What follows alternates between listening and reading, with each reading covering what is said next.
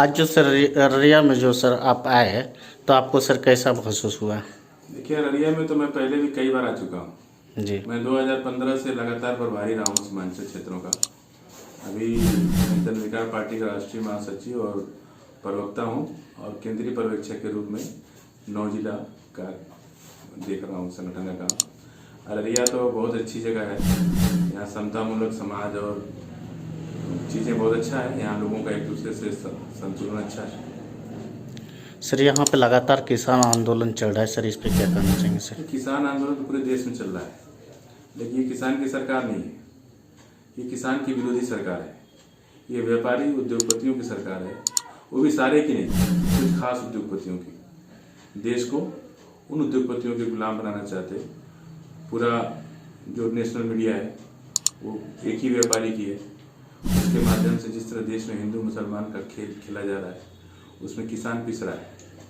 किसान कहता है कि हमको नहीं चाहिए आपका अच्छा, और सरकार कहे कि नहीं हम आपको अच्छा देंगे। आज देख लीजिए आप, अभी सेब का सीजन कश्मीर के अंदर, सेब अब वहाँ पे 15 रुपये किलो किसान से खरीदा जा रहा है, जबकि पिछले साल 80 रुपये किलो खरीदा गया था। और यहाँ 250 रुपये किलो बेचा जा रहा है, जबकि पिछले साल कश्मीर का सेब 100 रुपये से 125 रुपये या 80 रुपया तक होता था।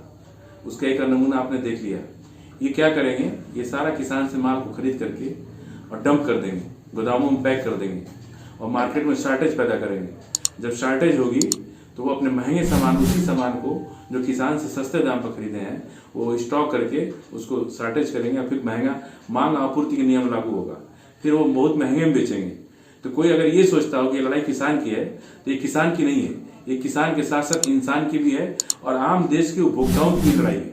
जो खाते हैं, जो किसान से उपजा हुआ अन्न खाते हैं, ये उनके लिए भी है कि कल उनको खाने के लिए गेहूं, चावल, आटा, दाल, सब्जी, फल, फ्रूट जो भी मिलना है बहुत महंगे दामों में मिलेगा।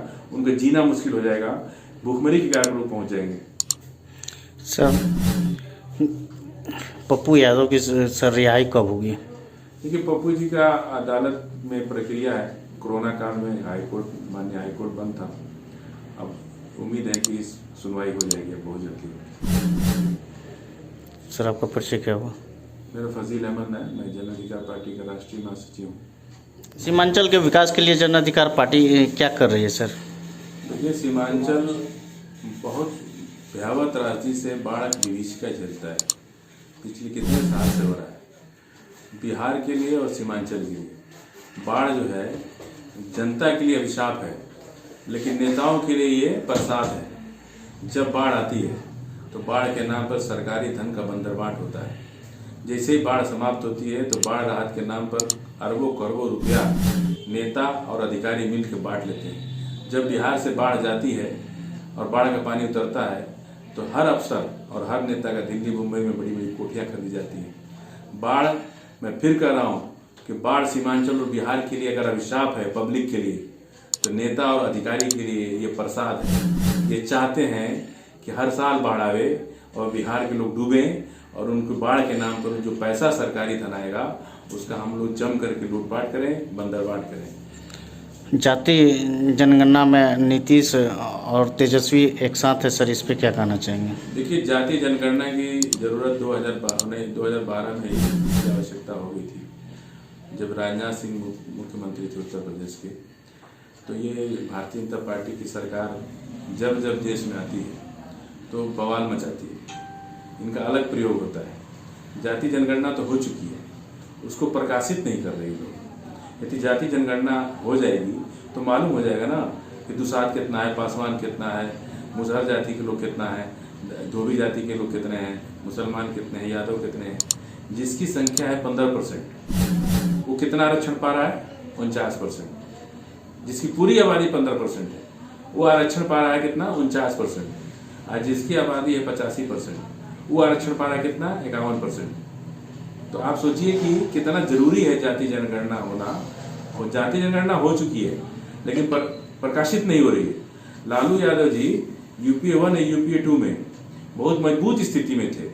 वो चाहते तो मनमोहन सिंह जी से, सोनिया गांधी जी से कह करके उसी समय जाति जनगणना को प्रकाशित करा सकते थे, मगर उन्होंने ऐसा नहीं किया।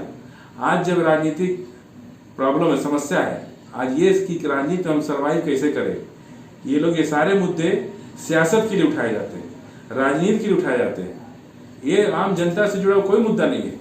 जातीय जनगणना हो जाए बहुत अच्छी बात है, कि होनी चाहिए और हो गई। हम तो कह रहे लालू जी यूपीए 1 यूपीए 2 के समय प्रकाशित करा दिए होते। नीतीश कुमार यादव तो आज भी भाजपा के साथ हैं, वो प्रकाशित कराना चाहिए उनको। ये लोग बाढ़ के सवाल पर, सुखाड़ के सवाल पर, बेरोजगारी के सवाल पर, भ्रष्टाचार के सवाल पर क्यों नहीं साथ आते? नीतीश और तेजस्वी जी विधानसभा में ऐसे लड़ते हैं जिससे लगता है कि कोई जाति दुश्मनी है। और जब आपको राजनीतिक संकट आता है तो राजनीतिक संकट पे आप लोग 2 मिनट में एक हो जाते हैं। बाढ़ पे क्यों नहीं एक होते? बजट पे क्यों नहीं एक होते? शिक्षा में बजट देने पे क्यों नहीं एक होते? केवल जातीय समीकरण, जाति को कब तक बनाएंगे? जाति और धर्म इस देश के राजनीति, इस देश के भविष्य के लिए काला धब्बा बन चुका, काला धब्बा बन चुका। आज जात और धर्म के नाम पर, जात के नाम पर ये सारा बंदरबांट तो राजनीतिक परिवार के लोग और अफसर और दान फीताशाही नौकरशाह खा रहे हैं। पूरे देश की संपदा खा रहे हैं ये लोग। मिल क्या रहा है आम आदमी को? आज एक आम अकेला आदमी, न तो उसको न्याय मिल रहा है, न उसे रोजगार मिल रहा है। केवल उसकी जात के नाम पर उसको धमकाया जाता है, जात के नाम पर बांटा जाता है। इस देश की जमीन बटे न बटे, अगर यही हाल रहा, दिमाग बढ़ चुका है, संस्कृतियां बढ़ चुकी हैं, आज हम अपनी अपनी जातियों में बढ़ चुके हैं, ये देश के लिए अच्छा नहीं। देश में जात के आधार पर यदि कभी भी यदि हम दलित पैदा हुए तो क्या ठेलियां चलाना, गोबर फेंकना मेरी जिंदगी मिल गई है, मेरी किस्मत मिल गई है? हमें इक्वलिटी चाहिए, समानता का अधिकार चाहिए, जहां रंग भेद वो छोड़ करके जात धर्म मजहब के आधार पर नहीं। थाना में आपको इंसाफ मिलता है, ब्लॉक में इंसाफ मिलता है, पैसा आता है, बेरोजगारी भत्ता, इंदिरा आवास योजना आ रही है, तमाम योजनाएं सरकार की चल रही है। नल जल योजना का हालत आपने देख लिया, भ्रष्ट जनधन योजना, कितनी योजना, सारी फेल योजनाएं। आम आदमी के दिल से जाके पूछिए, भरपेट खाना नहीं मिल रहा आम आदमी को। एक बेरोजगार की हालत जाके पूछिए, जो पढ़ लिख करके शिक्षित रोजगार घूम रहा है। ये लोग चाहते हैं कि ऐसे ही बेरोजगार बने ताकि हमारे पार्टी के कार्यकर्ता बन करके हमारी सेवा करते रहे। बीपी मंडल में सर प्रतिमा खंडित किया गया, इस पे क्या कहना सर, है? बीपी मंडल को तो अभी जाना गया है। बाबा साहेब अम्बेडकर की प्रतिमा खंडित होती है इस देश के अंदर। बाबा साहब ने क्या बिगाड़ा है? क्या नुकसान किया बाबा साहब ने? कुछ लोग इस देश के ऐसे हैं जो चाहते हैं कि बाबा साहब के, अम्बेडकर के संविधान से देश नहीं, मनुवाद से देश चलाना चाहते हैं, मनुस्मृति से देश चलाना चाहते हैं।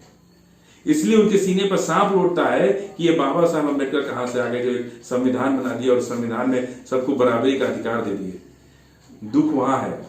बीपी मंडल तो बहुत बाद में आए हैं, न जाने कितनों की। आप भी आज अगर यहाँ का सांसद विधायक भी अच्छा काम करेगा, उसे भी मारा जाता है। कितना अपमान झेलना पड़ता है। उत्तर प्रदेश में चुनाव आने वाला, जाके देखिए, ओम प्रकाश राजभर छोटी छोटी जातियों का एक गठबंधन बना है। आज उनको कितना गाली दिया जा रहा है, हर कोई गाली दे रहा है। क्या बात है भाई? राजनीति करने का अधिकार है सबको। लोकसभा के अंदर ओबीसी एससी एसटी के जो लीडर्स होते हैं उनको बना दिया जाता है संस्कृति मिनिस्टर। जो 5 बार का सांसद है वो संस्कृति मिनिस्टर बन जाता है। गाय बछड़ा का और फूल मंत्री बन जाता है। और निर्मला सीतारमण 1 बार के सांसद है, वो वित्त मंत्री बनती है। क्यों ऐसा होता है भाई? 5 बार सांसद जो जीता है उसको, आप ही के पार्टी का दलित सांसद है, 5 बार से जीता है, आप उसको होम मिनिस्टर बनाइए, आप उसको केंद्रीय मंत्री में बढ़िया पद दीजिए, आप उसको डिफेंस मिनिस्टर बनाइए। लेकिन वो तो बनेगा पीछे बैठने वाला मंत्री। सांसद चुन के जो ओबीसी एससी एसटी के कैंडिडेट जाते हैं उनको पीछे बैठाया जाता है। कोई नेता का बेटा, किसी बड़े मंत्री का बेटा, वो आगे बैठता है। एक आदमी जो 30 साल से काम कर रहा है पार्टियों में, इन बड़ी पार्टियों में, वो पीछे जा घूमता है। और लंदन से पढ़ गया नेता का बेटा अगले ही दिन आकर के टिकट बांटने का काम करता है, जो बिहार को नहीं समझता है। इस कोरोना काल में तेजस्वी यादव नहीं दिखाई दिए। पप्पू यादव की क्या गलती थी?